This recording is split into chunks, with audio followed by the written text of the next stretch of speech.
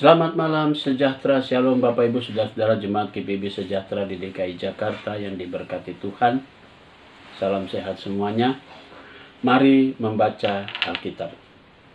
Bacaan kita di malam hari ini dari kitab Kejadian pasal 49 dan 50. Kita siapkan Alkitab kita satu dalam doa. Bapa di dalam surga, kami mengucap syukur langkah kami di akhir pekan ini. Tuhan sudah tuntun dari pagi hari hingga malam ini. Saatnya kami akan beristirahat. Namun sebelumnya kami akan mengambil waktu sejenak untuk membaca Alkitab yang berintikan firman Allah. Karena itu tuntun dan bimbing kami dengan Roh Kudus-Mu sehingga kami tetap terfokus pada pembacaan Alkitab malam ini. Demi nama Yesus Kristus, Tuhan dan Juru Selamat kami yang hidup, kami berdoa. Amin.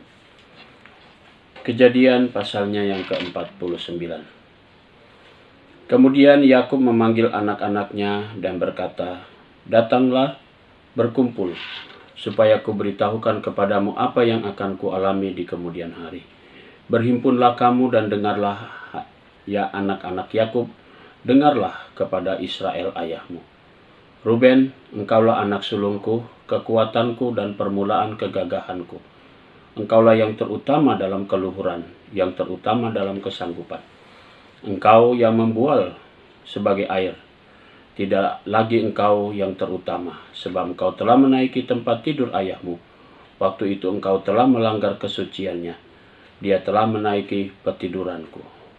Simeon dan Lewi, bersaudara. Senjata mereka ialah alat kekerasan.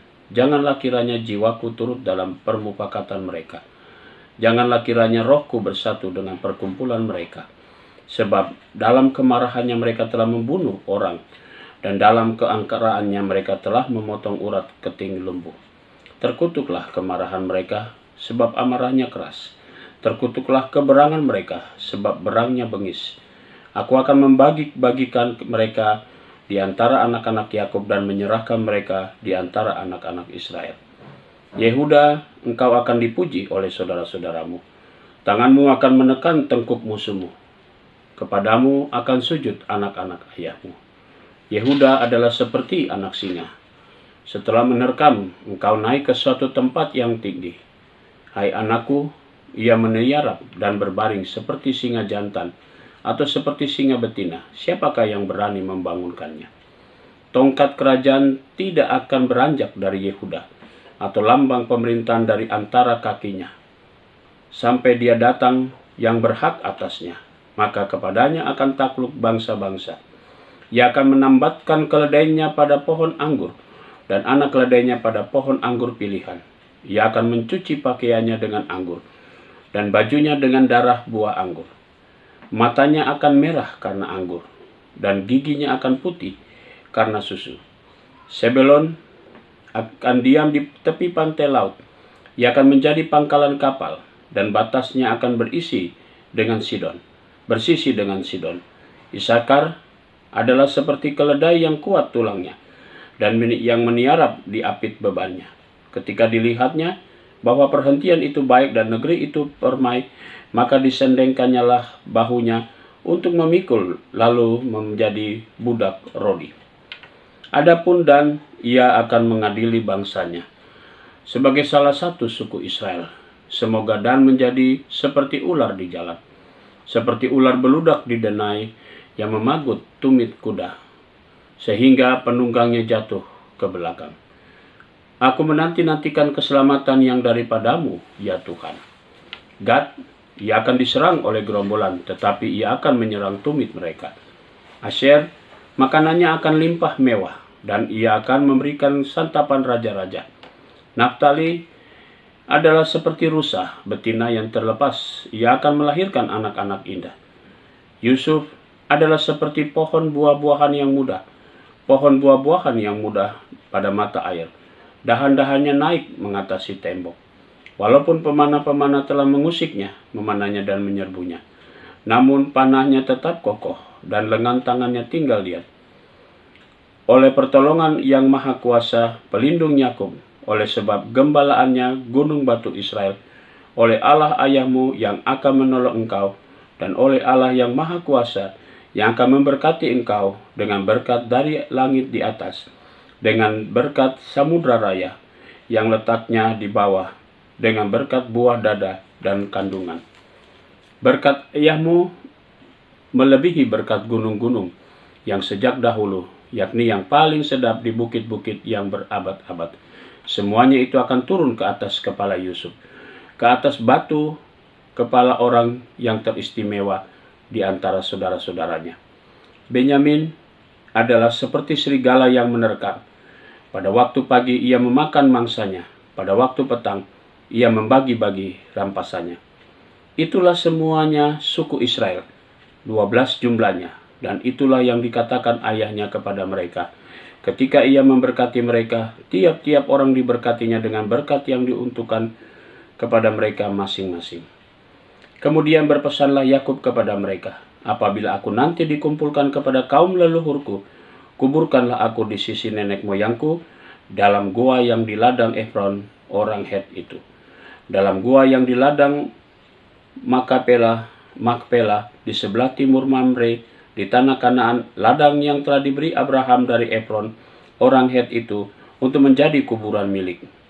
Disitulah dikuburkan Abraham beserta Sarah istrinya, disitulah dikuburkan Ishak beserta Ribkat istrinya, dan disitulah juga dikuburkan Leah. Ladang dengan gua yang ada di sana telah dibeli dari orang Het. Setelah Yakub selesai berpesan kepada anak-anaknya, ditariknyalah kakinya ke atas tempat berbaring dan meninggallah ia. Maka ia dikumpulkan kepada kaum leluhurnya. Kejadian pasal 50. Lalu Yusuf merebahkan dirinya mendekap muka ayahnya serta menangisi dan mencium dia. Dan Yusuf memerintahkan kepada tabib-tabib dan itu hamba-hambanya untuk merempah-rempahi mayat ayahnya, maka tabib-tabib itu merempah-rempahi mayat Israel.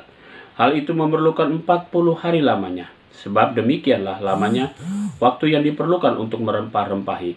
Dan orang Mesir menangisi dia 70 hari lamanya. Setelah lewat hari-hari penangisan itu, berkatalah Yusuf kepada seisi istana Firaun, "Jika kiranya aku mendapat kasihmu, katakanlah kepada Firaun bahwa ayahku telah menyuruh aku bersumpah, katanya, tidak lama lagi aku akan mati. Dalam kuburku yang telah kugali di tanah Kanaan, disitulah kau kuburkan aku. Oleh sebab itu izinkanlah aku pergi ke sana, supaya aku menguburkan ayahku, kemudian aku akan kembali." Lalu berkatalah Firaun, "Pergilah ke sana, dan kuburkanlah ayahmu itu, seperti yang telah disuruhnya engkau bersumpah." Lalu berjalanlah Yusuf ke sana untuk menguburkan ayahnya, dan bersama-sama dengan dia berjalanlah pegawai Firaun, para tua-tua dari istananya, dan semua tua-tua dari tanah Mesir, serta seisi rumah Yusuf juga, saudara-saudaranya, dan seisi rumah ayahnya. Hanya anak-anaknya serta kambing domba dan lembu sapinya ditinggalkan mereka di tanah Goshen. Baik kereta maupun orang-orang berkuda turut pergi bersama-sama dengan dia, sehingga iring-iringan itu sangat besar. Setelah mereka sampai ke Goren Hatat yang di seberang sungai Yordan, maka mereka mengadakan di situ ratapan yang sangat sedih dan riuh, dan Yusuf mengadakan perkabungan 7 hari lamanya karena ayahnya itu. Ketika penduduk negeri itu, orang-orang Kanaan, melihat perkabungan di Goreng Hatat itu, berkatalah mereka, "Inilah perkabungan orang Mesir yang amat riuh." Itulah sebabnya tempat itu dinamai Abel Misraim, yang letaknya di seberang sungai Yordan. Anak-anak Yakub melakukan kepadanya seperti yang dipesankannya kepada mereka. Anak-anaknya mengangkut dia ke tanah Kanaan, dan mereka menguburkan dia dalam goa di ladang Makpela, yang telah dibeli Abraham dari Efron orang Het itu, untuk menjadi kuburan milik, yaitu ladang yang di sebelah timur Mamre. Setelah ayahnya dikuburkan, pulanglah Yusuf ke Mesir, dan dia dan saudara-saudaranya dan semua orang yang turut pergi ke sana bersama-sama dengan dia untuk menguburkan ayahnya itu. Ketika saudara-saudara Yusuf melihat bahwa ayah mereka telah mati, berkatalah mereka, "Boleh jadi Yusuf akan mendendam kita dan membalaskan sepenuhnya kepada kita segala kejahatan yang telah kita lakukan kepadanya." Sebab itu mereka menyuruh menyampaikan pesan ini kepada Yusuf. Sebelum ayahmu mati, ia telah berpesan, beginilah harus kamu katakan kepada Yusuf, ampunilah kiranya kesalahan saudara-saudaramu dan dosa mereka, sebab mereka telah membuat jahat kepadamu. Maka sekarang ampunilah kiranya kesalahan yang dibuat hamba-hamba Allah ayahmu. Lalu menangislah Yusuf ketika orang berkata demikian kepadanya. Juga saudara-saudaranya datang sendiri dan sujud di depannya serta berkata, kami datang untuk menjadi budakmu. Tetapi Yusuf berkata kepada mereka, janganlah takut, sebab aku inikah pengganti Allah. Memang kamu telah mereka-rekakan yang jahat terhadap aku, tetapi Allah telah mereka-rekanya untuk kebaikan, dengan maksud melakukan seperti yang terjadi sekarang ini, yakni memelihara hidup suatu bangsa yang besar. Jadi, janganlah takut. Aku akan menanggung makananmu dan makan anak-anakmu juga. Demikianlah yang menghiburkan mereka dan menenangkan hati mereka dengan perkataannya. Adapun Yusuf, ia tetap tinggal di Mesir beserta kaum keluarganya, dan Yusuf hidup 110 tahun. Jadi Yusuf sempat melihat anak cucu Efraim sampai keturunan yang ketiga. Juga anak-anak Makhir, anak-anak Manasye, lahir di pangkuan Yusuf. Berkatalah Yusuf kepada saudara-saudaranya, tidak lama lagi aku akan mati. Tentu Allah akan memperhatikan kamu dan membawa kamu keluar dari negeri ini, ke negeri yang telah dijanjikannya dengan sumpah kepada Abraham, Ishak, dan Yakub. Lalu Yusuf menyuruh anak-anak Israel bersumpah, katanya, tentu Allah akan memperhatikan kamu. Pada waktu itu kamu harus membawa tulang-tulangku dari sini. Kemudian matilah Yusuf, berumur 110 tahun. Mayatnya dirempah-rempah dan ditaruh dalam peti mati di Mesir. Mari kita satu di dalam doa. Bapa di sorga, kembali kami datang kepadamu mengucap syukur dan terima kasih. Kami sudah dituntun dalam pembacaan Alkitab. Saatnya kami akan beristirahat. Tuhan bungkus kami dan pelihara kami dalam tidur kami malam ini. Besok pagi kami boleh bangun dengan tubuh yang segar, yang diberkati Tuhan. Untuk bersama-sama dengan jemaat-Mu, kami hadir dalam ibadah secara live streaming bersama dengan keluarga di rumah.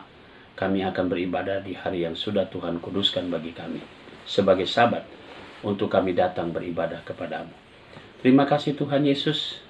Kami mau serahkan jemaat GBB Sejahtera di DKI Jakarta ke dalam tangan-Mu.